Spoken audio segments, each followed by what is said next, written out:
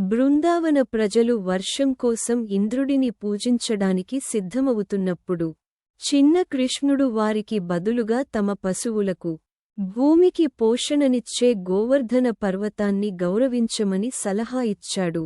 దీనిపై కోపించిన స్వర్గాధిపతి ఇంద్రుడు బృందావన ప్రజలను శిక్షించడానికి భారీ వర్షాన్ని మరియు వినాశకరమైన తుఫానును సృష్టించాడు.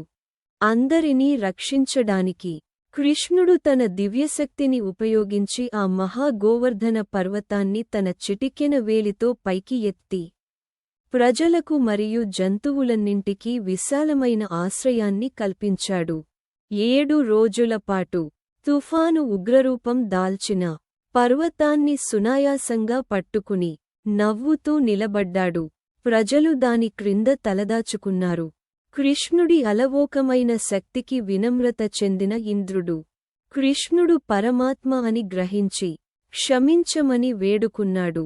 ఈ కథ దేవుని రక్షణపై విశ్వాసాన్ని మరియు అహంకారంపై వినమ్రత యొక్క శక్తిని బోధిస్తుంది. ఈ వీడియో నచ్చితే జై శ్రీకృష్ణ అని కామెంట్ చేయండి.